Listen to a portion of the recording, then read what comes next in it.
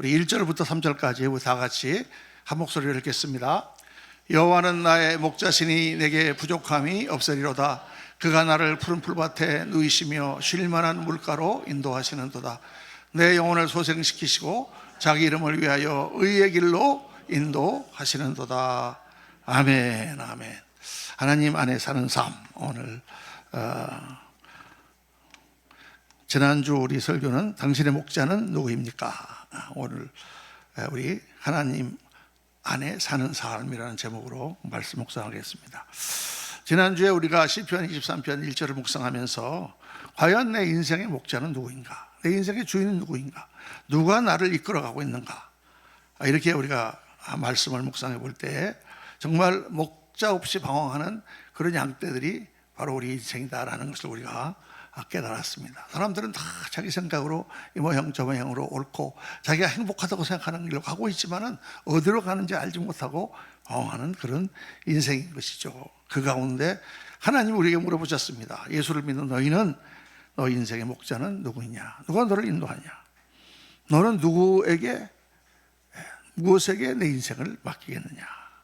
우리 지난주 말씀 묵상하면서 나의 인생을 맡길 수 있는 오직 한 분, 어느 주를 지으시고 우리를 용서하시고 하나님 나라로 인도하시는 여호와 우리 하나님, 당신만이 나의 목자입니다. 이렇게 고백을 하고 하나님이 나의 목자이심으로 내가 부족함이 없습니다라고 고백을 했습니다.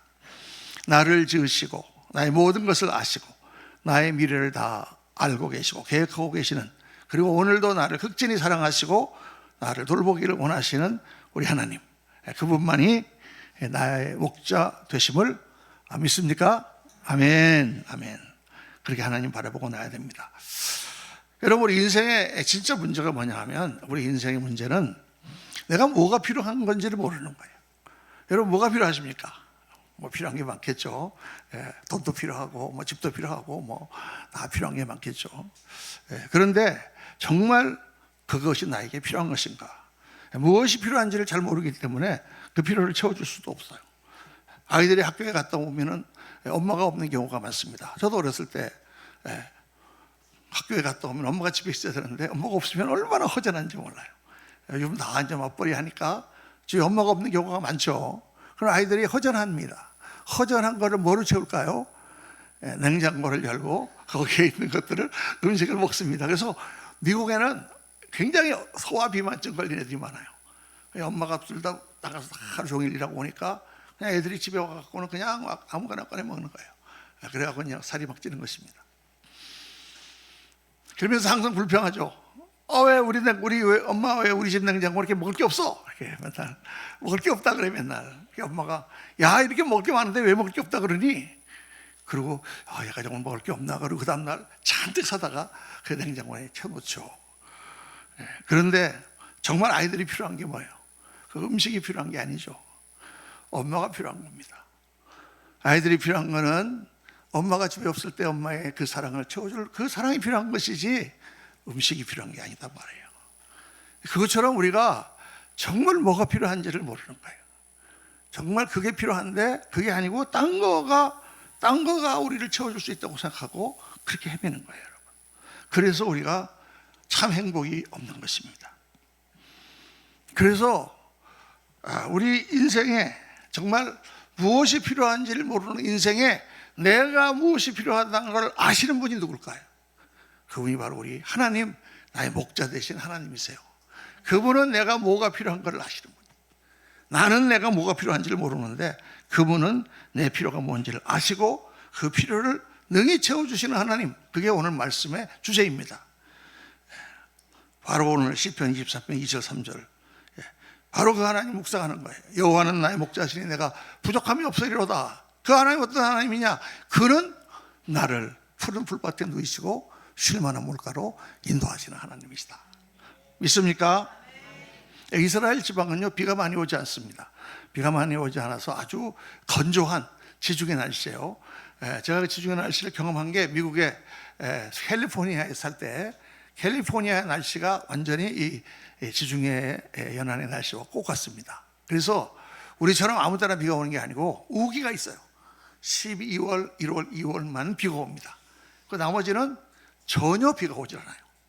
거의 뭐 어쩌다가 한 번씩 올 수 있을지도 모르겠지만 거의 안, 사막같이 안 옵니다. 그래서 이 산을 이렇게 보면은, 여러분 구글이 처음 마이크로소프트가 나왔을 때 그 마이크로소프트의 그 배경 화면이 어떻게 돼 있었죠?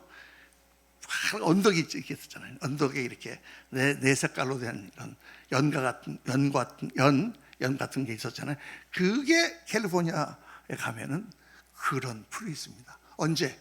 딱 12월부터 1월, 2월, 3월까지만 그렇게 돼요. 이제 3월부터 비가 안 오잖아요. 2월 끝나면. 그냥 그때부터 이게 마르기 시작해갖고 누렇게 변합니다. 그래서 거의 한 1년 6개월 동안은 누래요. 그냥 보면은 오만 대가 다 누래. 그래서 거기 불이 한번 나면 뭐 이건 완전히 종이에 불 붙이는 것처럼 그렇게 붙습니다. 그래서 뭐 가끔 나잖아요. 수십만 에이커 뭐 어마어마한 양을 태우고, 또 집들도 그냥 다 날아가고 차들도 다 날아가고 그냥 수천 채의 집이 그냥 불타는 그런 사고들이 나는 거죠. 그런 동네, 그런 메마른 동네, 푸른 풀밭과 물이 흐르는 그런 시냇가는 정말 이스라엘 사람들의 꿈이에요. 꿈. 그래서 성경에 그렇게 많이 나옵니다. 너는 시냇가에 심은 나무처럼 철마다 계절을 맺는다. 이게 이스라엘 사람들은 풀밭, 시냇가 그러면 거기 참 행복이 있는 곳, 안식이 있는 곳, 쉼이 있는 곳, 그렇게 생각을 하는 그런 모습을 바로 시로 표현하면서 하나님은 우리를 그런 풀밭과 시냇가로 인도하시는 목자 되신 하나님이다, 이렇게 고백하는 것입니다. 그렇습니다. 여러분, 우리 하나님은 피곤하고 목마른 우리 인생에게 쉼을 주시는 하나님이신 줄로 믿습니다. 이 쉼은요, 육체적인 쉼만 말하는 것이 아니에요. 사람이 육체적인 쉼만으로 절대 안식을 얻을 수가 없습니다. 논다고 여러분 편합니까? 직장에 다니다가 너 그만둬 그래가지고 집에 와서 쉬니까 마음이 편안합니까? 절대 그렇지 않죠. 육신적인 쉼뿐만 아니라 정신적인 쉼이 있어야 돼요. 그리고 더 나아가서는 영혼의 쉼이 필요합니다.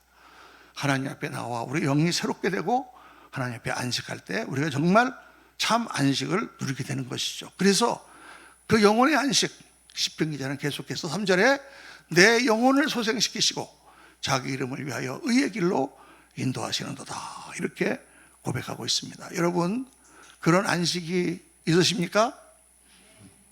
있어야 되는 거예요. 예수님을 믿고 하나님이 나의 목자신데 왜 우리가 이렇게 안식이 없을까요? 안식이 있어야 됩니다. 그래서 오늘 말씀 가운데 하나님은, 안식을 주시는 하나님은 어떤 분인가? 오늘 말씀 세 가지를 말씀하세요. 첫째는 하나님은 나의 필요를 채워주시는 분입니다. 믿습니까? 기도를 해보시고 다 응답받아 보신 경험이 있으시죠? 하나님은 내가 정말 구하는 것을 채워주시는 분이에요. 저는 처음부터 하나님 만날 때부터 기도로 시작해서 하나님 만났습니다. 하나님이 정말 안 믿어지는 거예요. 좀 믿어보고 싶기도 해요. 왜냐하면 집사람하고 그냥 계속 그거 갖고 싸우니까, 주일날마다 신경질 내면서 교회를 가니까 그냥 막 그게 얼마나 싫은지. 주일날 가서도 거기 미국이니까 파킹장 있잖아요. 파킹장에 누워 잠을 자기가 일쑤였어요. 예배도 안 들어가고. 그렇게 이제 예배를 하면서 그랬는데, 집사람이 그렇게 말하고 막 그러니까 믿고 싶은데 안 믿어지는 거야. 문제는 믿고 싶은데 안 믿어진다는 게 진짜 문제입니다. 안 믿어지는 거 어떻게 믿겠어요? 그런데 정말 미국에 가자마자 어려운 일을 당했습니다. 정말 어쩔 수 없는, 이거 도저히 이제는 미국에 살 수도 없고 한국에 돌아올 수도 없고 정말 여기서 국제 미아가 되나 하는 그런 어려운 순간을 인생 처음으로 정말 그런 문제를 만났어요. 그때 제가 아무도 없는 그런 방 구석에서 속으로 하나님 앞에 기도를 했습니다. 정말 하나님 살아계시다면 이 문제를 좀 해결해 주세요. 정말 그거 기도해놓고 내가 얼마나 속으로 창피한지, 야, 인간 문정주의가 다 됐구나. 남자가 그래 하나님 앞에 기도를 하냐. 근데 정말 그 문제는 해결할 수가 없는 문제였어요. 그랬는데 정확하게 6개월 후에 하나님이 기도를 응답해 주셨어요. 할렐루야. 그래도 제가 너무 놀랐죠. 이게 정말 이게 영어로 얘기하면 it works. 이게 뭐냐? 이게 되는구나. 이게 정말 된단 말이야. 이 기도라는 게 정말 된단 말이야. 그래고 그 다음에는 정말 또 중요한 순간에 열쇠를 하나 잃어버렸어요. 친구랑 이사를 가는데, 그래서 이삿짐을 나르러 가서 도와주다가 한 친구가 열쇠를 잃어버린 거예요. 어디로 갔는지 모르겠는데 차 열쇠를. 꼼꼼한 동네에다가 이거 분명히 차가 다 털리는데 열쇠를 찾아야 되는데 1시간을 타줘도 없는 거예요. 그래서 제가 그때 갑자기 생각이 나서 또 기도했어요. 하나님, 만약 하나님 계시면 열쇠를 찾게 해주세요. 기도하고 1분도 안 돼서 열쇠가 나왔어요. 할렐루야. 자세한 거 알고 싶으신 분은 우리 동탄 그레이스 교회 거기에 웹사이트 유튜브 들어가시면 제 간증이 나옵니다. 너무 놀랐죠. 그때부터 헷갈리기 시작하는 거죠. 왜냐? 수학적으로 이게 계산이 안 되는 거죠. 1시간 동안 5명이 찾았는데 나오지 않던 키가, 내가 기도하고 1분 만에 나왔다. 안 맞잖아요. 그러다가 제가 이제 1984년 4월 10일 하나님 앞에 무릎을 꿇고 기도하면서 하나님이 나에게 찾아오셨습니다. 제가 완전히 인생이 변했죠. 여러분, 하나님을 만나고 나니까 정말 인생이 이런 거구나라는 것이 깨달아지는 거예요. 주님께서는 말씀하셨어요. 왜 하나님께서 기도하라고 하셨을까요? 그냥 다 주시면 되잖아요. 미리. 돈이 없으면 미리 돈 주시고, 하나님 다 가지셨는데 또 내가 배고프면 양식을 갖다 주시면 될 거 아니에요. 근데 왜 기도하라고 그렇게 하실까? 성경에 기도하라는 말이 얼마나 많이 나오는 거예요. 아버지가 그냥 나한테 그냥 필요하면 착 가고 그냥 구자에다가 돈이 항상 차 있어. 그러시면 되지. 왜 돈을 다 떨어지게 만들어 놓고 가고, 아버지 저 용돈 좀 주세요. 그래, 얼마 필요하냐? 그러고 보내주시냐 그 말이에요. 왜 그럴까요? 하나님 우리랑 만나기를 원하시는 거죠. 하나님은 우리와 대화하기를 원하시고, 하나님은 우리를 도우심으로 하나님이 살아계신다는 것을 보여주기를 원하시고, 하나님은 우리를 하나님께로 인도하시기를 원하시기 때문에 기도하라고 하시는 거예요, 여러분. 그래서 기도하세요. 기도하세요. 무엇이든지 구하라 그러면 너에게 주실 것이요, 찾으라 그러면 찾을 것이요, 문을 두드리라 그러면 너에게 열릴 것이니. 이 말씀을 듣는데 또 잘 안 믿어지시는 분이 있을지 몰라요. 제가 이제 전도하다 보면 그런 분이 있거든요. 어떻게 그런 일이 있습니까? 그럴 때 제가 꼭 그렇게 얘기해 줍니다. 그래요, 지금 안 믿어지시겠죠. 당신이 인생을 살다 보면 언젠가 당신의 물은 도저히 넘을 수 없는 산과 같은 벽과 같은 문제를 만날 때가 있을 것이다. 병이 걸리든지 사업이든지 직장이든지 뭐든지, 그때 이 말을 기억하고 한번 기도해봐라. 제가 그렇게 말합니다. 될지 안 될지 모르지만 하여간 정말 그때 하나님께서 살아계심을 깨닫게 됩니다. 근데 많은 분들이 그래요. 목사님, 제가 기도해봤는데 안 되던데요? 목사님 된다 그러는데 저는 잘 안 되던데요? 여러분, 그렇죠? 우리가 기도하는 대로 그냥 금 나와라 뚝딱 하면 금이 나옵니까? 하나님은 도깨비 멍멍이가 아니시거든요. 때로는 기도가 응답이 안 돼요. 왜 기도가 응답이 안 될까? 여러 가지 이유가 있습니다. 개개인마다 다 다르지만 크게 일반적으로 3가지 이유가 있어요. 첫째는 기도가 응답되지 않은 첫 번째 이유는 양이 목자의 말을 믿지 않는 경우예요. 목자가 이리 데려가려고 그러는데 아예 믿지 않고 따라가지 않아. 그러면 좋은 대로 인도해 줄 수가 없잖아요. 하나님을 믿지 않으면 기도가 잘 응답이 안 됩니다. 어떤 경우는 믿지 않고도 응답되는 경우도 있어요. 그렇지만 일반적으로 볼 때 하나님과 우리의 믿음의 관계이기 때문에 하나님을 믿습니다 하고, 내가 하나님께 기도한 것을 들어주실 줄로 믿습니다 하고 하나님과의 관계가 진전해 나갈 때 기도가 응답됩니다. 그래서 마가복음 11장 24절 다 같이 읽습니다. 시작. 무엇이든지 기도하고 구하는 것은 받은 줄로 믿으라. 그러면 너희, 이게 내가 이루어질 줄 믿습니다가 아니라 이걸 나에게 하나님께서 주실 줄로 믿습니다 하고 하나님을 믿는 거예요. 그 믿음이 있어야 하나님의 역사가 우리에게 나타납니다. 둘째로, 구하는 것이 내가 유익하지 않은 경우 하나님은 안 주십니다. 나 이거 갖고 싶은데 너 그거 가지면 안 돼, 너 그거 가지면 망해, 이런 게 많이 있어요, 여러분. 그래서 야고보 4장 3절 다 같이 읽습니다. 구하여도 받지 못하면 정욕으로 쓰려고 잘못 구함이니라. 우리가 구하는 많은 것들이 내가 그걸 갖고 무슨 정욕으로 쓰려고 그러는 거예요. 의도가. 그래서 그걸 주면은 더 나빠져요. 예. 저 미국에 그 아이들이 17살 되면요, 다 그 학교에서부터 그렇게 막 운전을 가르쳐 가지고 운전면허를 다 따거든요. 그럼 애들이 운전면허를 따고 나면 제일 하고 싶은 게 뭐겠어요? 차를 몰고 싶어서 아주 미쳐요. 뭐 하면 아빠 내가 딸게 막 그러고 그러고 이제 차를 사달라고 조르는 거예요. 부모한테 차를 사달라. 대개 제가 사주지 말라고 그럽니다. 한 20살 될 때까지는 차 사주지 말고 그냥 빌려 타는 것만 하다가 나중에 좀 크면 사줘라. 왜? 사고를 꼭 친단 말이에요. 17살 되는 애들이 스포츠카를 사줘가지고 그걸 타고 그냥 친구 4명 태우고 달리다가 뒤집어져 갖고 다 죽었어. 그런 기사들이 종종 납니다. 아, 그걸 왜 사주냐? 그 자기한테 졸으면 어쩔 수 없어요. 부모가 그냥 애가 와서 그냥 이쁜 아들이 그냥 달라고 졸르는데 돈 있는 가정은 사준단 말이에요. 근데 그게 유익한 것이 아니죠. 그래서 그거는 안 들어줘야 되는 거다. 하나님은 우리가 그것을 가져서 더 하나님과 가까워지지 않는 그런 것들은 잘 안 들어주세요. 그래서 그게 하나의 이유가 될 수 있다. 세 번째는 아직 하나님의 때가 되지 않았기 때문에 하나님께서 기다리라.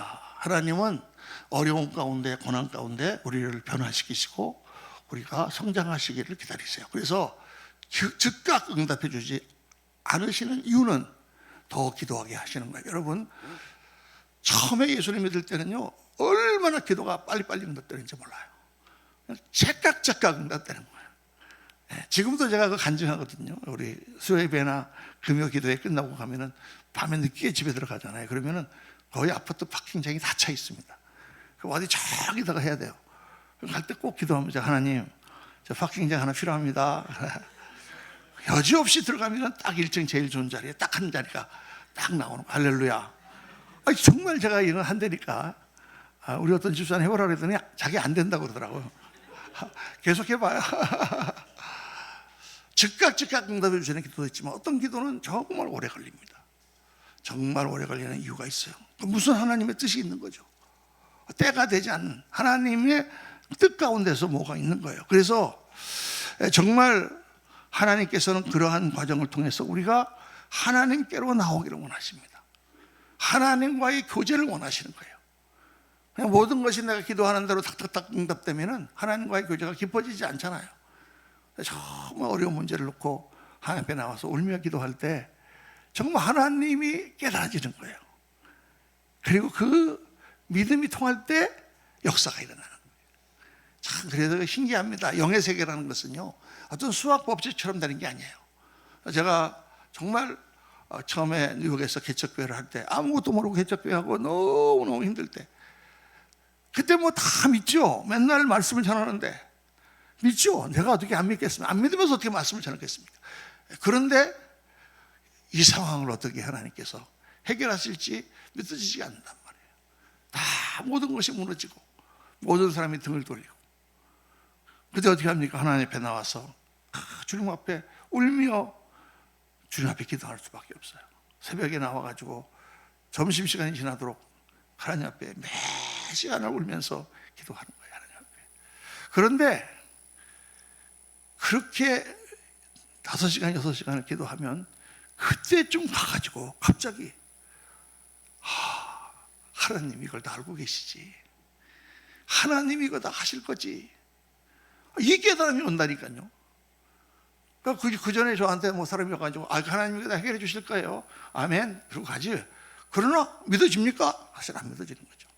그냥 말은 그렇게 하지만 그런데 오래 하나님 기도하면서 눈물 녹기도 하고 정말 하나님을 만나는 그 순간 다 영의 눈이 열리면서 하나님이 알고 계시는 것이 믿어지는 거예요. 그러니까 이게 똑같은 말이라도 이게 달라요. 여러분 저를 믿습니까? 믿습니까? 저를 믿어요? 이런 것만 꽂으세요. 그러면 믿어요 그러면서 도망갈 거예요. 다 그렇죠. 그래서 목사님이 돈을 꿔달라 그래 그러면서. 그러니까 그게 믿음이라는 거가 우리가 말하는 것과 다르다고 말이에요. 정말 나를 알고 있고 믿고 있는 분은 왜 목사님이 1억이 필요하다고 하시지? 목사님을 믿으니까 필요하신가 봐 하고 빌어줍니다. 할렐루야. 이 말을 제가 굉장히 좋은 걸 들은 것 같아요 지금. 믿음이라는 게 얼마나 이게 많은지 몰라요. 그래서 그때까지 많이 하나님 옆에 들어가서 기도해야 돼요. 하나님은 그렇게 우리를 만나기를 원하십니다.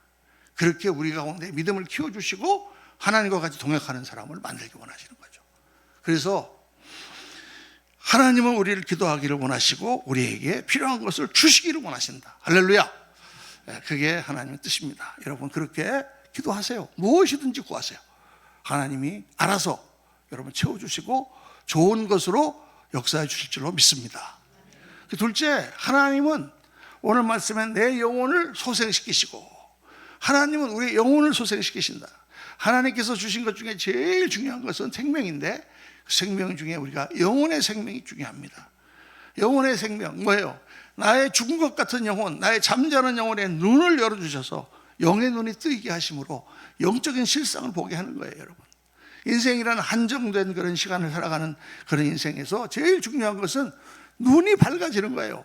무엇이 좋은 것이고 무엇이 유익한 것이고 무엇이 옳은 것이고 무엇이 내 인생을 복되게 하는 것이고 무엇이 영원히 남는 것인가를 깨닫는 거예요. 근데 사람들은 그걸 모르고 그냥 막 살아가는 거죠. 막 살아가는 겁니다. 예수 믿는 사람 막 살아가면 안 돼요. 저는 예수님 믿고 나서 돌아볼 때마다 너무 감사한 거예요. 제가 나이가 29살 때 예수 믿었는데 그 전까지는 정말 인생을 막 살았어요. 이기주의적이고 자기중심적이고 그리고 돈이 최고인 줄 알고 그저 편안하게 그냥 살려고 하고, 그리고 정말 귀한 것인지 모르고 정말 사랑이 뭔지 모르고 정말 인생의 가치가 뭔지 모르고 그렇게 살았어요. 예수님을 믿고 나니까 모든 것들을 하나님께서 깨닫게 해주시고 바른 인생을 살게 해주셨어요. 여러분, 세상 사람들은 정말 눈이 어둡습니다. 사랑해야 될 사람들을 사랑하지 않고 그냥 못 살게 굴고, 사랑받고 싶은데 그냥 막 이리저리 날뛰고 그렇게 살아요.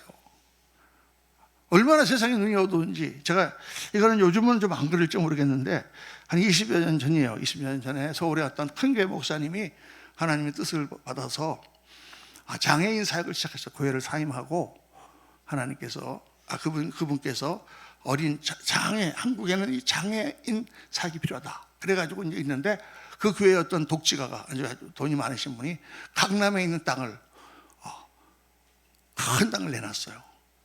그래서 이제 거기다가 이제 장애인 학교를 지었단 말이에요. 그런데 이게 얼마나 한국의 건축법이 까다로운지 하여간 거의 1년간을 고생해가지고 그 까다로운 걸 다 통과해서 이제 허가를 받은 거예요. 그래서 이제 공사를 거기다가 장애인 학교를 짓는데 갑자기 거기 주민 사람들이 그냥 아줌마들이 나와가지고는 데모를 하는 거예요. 왜 여기다가 장애인 학교를 짓느냐. 그런데 너무 충격적이게 거기에 나오는 현수막 있잖아요. 플래카드에 뭐라고 썼냐면 조용한 동네에 병신들이 웬 말이냐. 야, 지금 들으면 어떻게 이렇게 무식하고 저급하고 그렇게 할 수가 있어. 강남에 그래도 꽤 사는 사람이면 꽤 배운 사람들일 텐데. 우리 한국 수준이 그랬다니까 옛날에. 가난한 조용한 동네에 병신들이 웬 말이야. 그러니까 막 기자들이 막 사진 찍고 막 이렇게 이런 거 갖고 데모한다 이러니까 여론이 막 자기들을 전부 공격하잖아요. 그러니까 데모를 이제 안 하고 짓게 됐는데 길을 이제 내야 되는데 큰 길로 차가 나오면 좋죠. 큰 길로 내려고 했더니 한국 건축법규가 아파트든 회사든 큰 길로 이 드라이브웨이를 못 넣게 돼 있어. 뒤쪽으로 작은 길로. 아파트들도 보면 다 큰 길로 아파트 나오는 데 없잖아요. 다 작은 길로 돌아서 들어가게 돼 있잖아요. 그러니까 작은 길로 내려고 그러니까 또 데모하는 거예요. 우리 동네로 그 문이 생기게 하지 마라. 그것들을 왔다 갔다 하는 거 꼴보기 싫다. 그래가지고 반대하는 바람에 시에서 할 수 없이 건축법을 무시하고 큰 길로 문을 내줬대요. 할렐루야. 그래서 더 잘 됐다 그러더라고. 그래서 제가 이제 그때 미국에서 목회할 때니까 한국에 가고 우리 친구한테, 교수 친구인데 밥 먹다 물어봤어. 야, 왜 그러냐고. 그랬더니 그거 집값 떨어져서 그래. 제가 더 놀랐어요. 아니 장애인 학교가 있으면 왜 집값이 떨어지지? 아니 장애인 학교가 있다고 집값이 왜 떨어지지? 그 이상한 나라 아니야. 그게 왜 그렇습니까, 여러분? 영의 눈이 어두워서 그런 거예요. 뭐가 좋은 거고 뭐가 훌륭한 거, 뭐가 인간다운 건지를 모르고 그냥 돈 때문에 무엇이 가치 있는지 모르고 그냥, 여러분, 우리가 정말 하나님 안에 안식으로 들려면 우리 시각이 변화돼야 돼요. 시각이 변화돼야 돼요. 예수 믿는 사람은 여러분 절대 돈 때문에 싸우지 마세요. 그까지 돈 있어도 살고 없어도 삽니다, 여러분. 근데 그것 때문에 귀한 사람들 얼마나 많이 잃습니까? 돈 때문에 부모님과 자식이 싸우고, 돈 때문에 형제간에 죽어라고 싸우고. 그렇게 사는 게 아니에요, 여러분. 그렇게 살면 안 돼. 그거 좀 주고 편안하고 행복하게 살아. 그게 뭐 그렇게 우리 인생에 죽고 살고 갈 그런 일입니까? 그런데 그렇게 살아요. 여러분, 축복받지 못합니다. 근데 그 사람만 축복받지 못하는 게 자식들도 축복받지 못합니다. 집안 대대로 내려가는 거예요, 그게. 그렇게 해서 행복이 없어요. 행복이 없어요. 행복하지 않는 삶을 사는 거예요. 돈 좀 쉬고. 여러분, 정말 성령께서 우리 마음의 눈을 열어주셔서 정말 귀한 것이 무엇인지를 깨닫게 되시기를 예수의 이름으로 축원합니다. 사람 사는 게, 제가 목회를 하면서 보니까 사람 사는 게 다 똑같은 게 아니에요. 다 밥 먹고 살아가는데 어떤 사람은 정말 귀한 삶을 살고 어떤 사람은 정말 더러운 삶을 사는 거예요. 개 같은 삶을 사는 거예요. 그냥 지 살고 싶은 대로 사는 거예요. 일본에 오래됐습니다만 한 3, 40년에 돌아가신 미스노 겐조라고 하는 시인이 있었습니다. 이 미스노 겐조라고 하는 이분은 11살에 뇌성마비가 걸렸어요. 초등학교 5학년 때 갑자기 온몸이 뒤틀어지면서 온몸이 마비가 됐어요. 그래서 그때부터 시작해서 아무것도 못하고 그냥 하루 종일 누워만 있는 거예요. 아무것도 움직일 수 없어. 손도 발도 뭐 아무것도 움직일 수 없고 그냥 얼굴만 살아있고 나머지는 다 그냥 죽어있는 그런 상태로 이분이 거의 30몇 년을 살았습니다. 그런데 이분이 예수님을 믿었어요. 그래서 예수님을 믿고 그 병상에 누워서 이분이 시를 쓰기 시작했어요. 목사님, 시를 어떻게 써요? 그분이 손도 못 움직이고 입도 못 움직이고 아무것도 말도 못하고 그러는데 시를 어떻게 써요? 어떻게 썼느냐? 일본 글자는 왜 50음표라는 게 있잖아요. 가다카나 히라카나 그 글이 두 개가 있잖아요. 그 음표를 이렇게 걸어놓고 어머니가 여기서부터 가는 거예요. 이렇게 1, 2, 3, 4 이렇게 쭉 가다가 자기가 원하는 글자가 나오면 끔뻑끔뻑하고 눈만 끔뻑거리니까 그러면 그거를 한자 쓰는 거예요. 그리고 또 그 다음에 또 쭉 가다가 이자 그러면 끔뻑하면 또 한자 쓰는 거예요. 그렇게 해서 시를 쓰는 거예요, 그분이. 얼마나 오래 걸리겠어요? 하루 종일 걸려야지 쓰겠죠. 그런데 그 시 중에 이렇게 잊기 전에라고 하는 시가 있습니다. 감사는 밥이다라는 책으로 우리 번역이 되어 나왔는데 지금 아직 남아있을지 모르겠습니다. 이 어머니와 미스노 겐조 씨입니다. 이분이 쓴 시에 잊기 전에라는 시가 있는데 그 시가 이렇습니다. 잊기 전에 지금 들은 거, 본 거, 마음에 느낀 거, 잊기 전에, 꺼지기 전에 주님의 아름다운 일하심을 찬미하는 시를 지으리. 이게 여러분 간단한 시지만은 이 시인은 시상이 떠오르면 메모를 해놔야 되잖아요. 저도 새벽 기도하다가 말씀이 탁 떠오르면 메모를 해놔야 돼요. 안 그러면 기도 끝나면 다 잊어버려. 그때는 그게 떠올랐는데 조금 지나면 다 잊어버려. 그래서 이 항상 작가나 시인들은 메모하는 습관이 있습니다. 근데 이분이 누워있다가 갑자기 하나님을 찬양하는 어떤 시가 떠오르는데 메모를 할 수가 없잖아요. 아무도 없고 혼자서 이러고 있으니까. 그래서 이 시를 쓴 거예요. 지금 들은 거, 지금 본 거, 마음에 느낀 거, 잊기 전에, 꺼지기 전에 주님의 아름다운 일하심을 찬미하는 시를 지으리. 그렇게 해야 될 텐데 이 사람이 얼마나 많은 사람에게 용기를 주고 감동을 줬는지 모릅니다. 그 동네 사람들은 다 미스노 겐조 씨를 미스노 천사라고 불렀다고 합니다. 그 사람을 만나면 그렇게 느끼지 않을 수가 없대요. 또 하나 제가 시를 소개하겠습니다. 이거 인터넷에 갔더니 오늘 하루도라는 그런 시예요. 신문 냄새에 아침을 느껴, 차가운 물맛에 여름을 느껴, 풍경 소리에 선선한 해질녘을 느껴, 개구리 소리에 졸음을 느껴. 오늘 하루도 끝나지 않았어. 하나하나에 하나님의 은혜와 사랑을 느껴. 야, 참 이걸 보면서 정말 아무것도 움직이지 못하고 눈만 껌뻑거리고 있는 사람의 그 마음 속에, 심령 속에 이런 시가 나올 수 있다는 게 얼마나 놀랍습니까? 하나 더 소개할게요. 살아있는 이빨의 아픔, 손발의 가려움, 기침의 괴로움, 누운 자리 창밖에 나뭇잎 떨어지고, 나에게도 하나는 들어주시고 하나는 들어주시지 않는다. 몇 번이나 소리내어 고맙다고 말하고 싶은 생각으로 오늘도 날이 저문다. 이 사람이 누워있지만 다 신경은 살아있습니다. 이빨이 아픈 거예요. 말할 수가 없잖아요. 가려운 거예요. 손발이 긁을 수가 없잖아요. 누구한테 얘기도 할 수 없잖아요. 그리고 이게 누워있으니까 호흡기가 나빠서 기침이 나는데 그때마다 얼마나 괴로운지 몰라요. 그러니까 정말 그 마음에 힘들 텐데 그때 돌아보니 창밖에 나뭇잎이 떨어지는 게 보이는 거예요. 아, 하나님께서 오늘도 역사하시는데 내 기도 어떤 기도는 들어주시고 어떤 기도는 들어주시지 않지. 그러면서 몇 번이나 소리내어 고맙다고 말하고 싶은 생각으로 오늘도 날이 저문다. 여러분, 사람 사는 게 참 달라요. 전신마비에 걸쳐서 평생 누워서 아무것도 못하고 눈만 껌뻑거리고 사는 사람도 이렇게 하나님을 생각하며 정말 감사함으로 이렇게 사는 사람이 있는가 하면, 그렇게 많이 갖고 그렇게 건강하게 살면서도 그렇게 불평불만이 많고 맨날 사람들하고 싸우며 사는 사람도 있습니다. 조금만 다치면은 화를 내고, 마음이 조금 이렇게 되면, 이익이 조금만 상하면 그 다음에는 욕하고 싸우고, 사랑해야 될 대상에게 상처를 입히고 괴롭히고 더럽게 살아요. 여러분, 더럽게.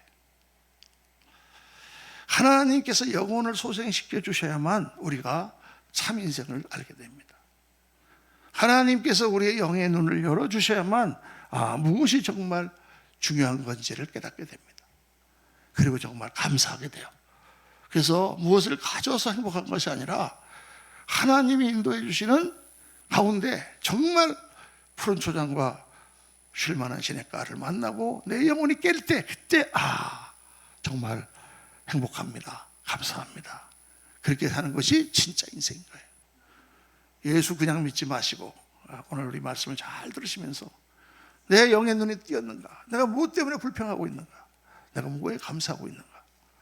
오늘 한순간도 하나님 바라보며 주님 앞에서 감사하고 정말 하늘나라를 향해 가는 우리의 발걸음이 행복으로 가득 차시기를 예수님 이름으로 축원합니다. 세 번째로, 하나님은 의의 길로 인도하시는 하나님. 3절 끝절에 나를 의의 길로 인도하시는 도다. 여러분, 우리가 인생을 어떻게 살아야 되느냐? 인생에는 두 가지 길이 있습니다. 옳은 길과 옳지 않은 길이 있습니다. 그냥 대충 살죠. 근데 우리가 옳은 길을 살아야 되잖아요. 근데 옳은 길은 되게 힘듭니다. 옳은 길을 살려면 고난이 따릅니다. 옳은 길을 살려면 다른 사람의 비방을 듣기도 합니다. 옳은 길을 사는 것은 불편합니다. 그런데 옳지 않은 길은 어떻습니까? 옳지 않은 길은 쉽습니다. 옳지 않은 길은 편안합니다. 육신적으로 편안합니다. 많은 분들이 옳지 않은 길로 가요. 예수를 믿는 사람은 어떻게 해야 됩니까? 옳은 길을 가야 됩니까? 옳지 않은 길을 가야 됩니까? 많은 분들이 그렇게 대답합니다. 옳은 길을 편안하게 가고 싶어요. 세상에 이렇게 입맛대로 되지 않는다 그 말이에요. 옳은 길을 편안하게 하고 싶겠지 다. 그런데 되게 그렇지 않습니다. 예수님 말씀하셨잖아요. 좁은 문으로 들어가라. 멸망으로 인도하는 문은 크고 그 길이 넓어 그리로 들어가는 자가 많고, 생명으로 인도하는 문은 좁고 길이 협착하여 찾는 이가 적다 그랬어요. 되게 옳은 길, 바른 일을 하려면 힘들고 거기에는 많은 문제가 있어요. 그런데 안 좋은 길을 가는 것은 편안하고 쉬워요. 어떤 길을 가야 되느냐? 예수 믿는 사람들은 옳은 길을 가야 돼요. 어떤 일이 있어도 하나님이 기뻐하시는 옳은 길로 가야 되는 거예요. 우리가 그렇게 가야 그것이 내 인생이 참 훌륭한 인생이 될 뿐만 아니라 세상을 옳은 길로 인도하는 사람들이잖아요. 예수 믿는 사람들은. 아멘. 우리만 예수 믿고 가는 게 아니라 하나님이 살아계심을 선포하고 하나님 주신 옳고 진리의 말씀을 사람들에게 전파하고 그렇게 이끌어가는 사람들이에요. 우리는 영의 눈이 뜨인 사람들이에요. 하나님의 은혜를 입은 사람들이에요. 우리가 아니면 누가 이 어두워져가는 이 절망적인 세상에 하나님의 사랑, 생명의 불길을 우리가 일으킬 수가 있겠습니까? 하나님은 우리를 택하시고 우리를 기대하고 계신 거예요.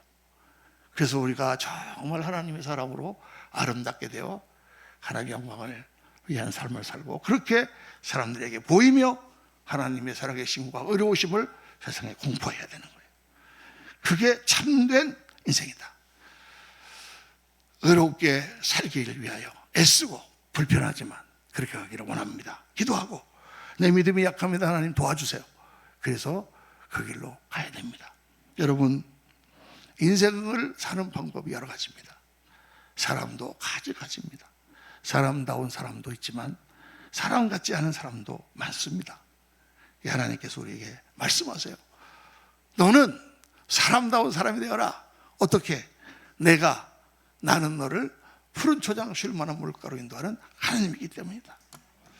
여러분, 하나님을 믿고 그냥 교회 다니는 게 아니라 우리 인생이 변하고 우리 안목이 변하고 우리의 가치관이 변하고 정말 좋은 것을 찾아서 깨달아서 그거를 위하여 정말 어렵고 힘들지만 그렇게 인생을 살고 그런 사회를, 그런 공동체, 그런 가정, 그런 교회를 만들기 위하여 애쓰고 나가는 인생, 그게 하나님이 우리에게 주시는 참된 인생이고 궁극적으로 푸른 풀밭과 쉴 만한 물가로 가서 안식을 얻는 인생이다. 오늘 주님은 그렇게 말씀하십니다. 오늘 이 말씀을 깊이 묵상하시고 여러분, 아무리 더워도 불평하지 마세요. 더우면 한번 따라 합시다. 더울 때도 있고 추울 때도 있지. 그런 거예요, 여러분. 뭐 안 덥고 뭐 그냥 편안하게만 살라고 그래. 한번 합시다. 있을 때도 있고 없을 때도 있지. 건강할 때도 있고 몸이 아플 때도 있어요. 그 과정 가운데서 정말 하나님을 목자로 삼고 이겨나감으로 정말 아름답고 멋있는 그러한 인생으로 그렇게 하나님 앞에 가지고 가시는 저와 여러분 되시기를 예수님 이름으로 축원합니다. 이 시간 같이 한번 기도하시겠습니다. 하나님 앞에 한번 조용히 우리 하나님 앞에 기도하시면서 하나님,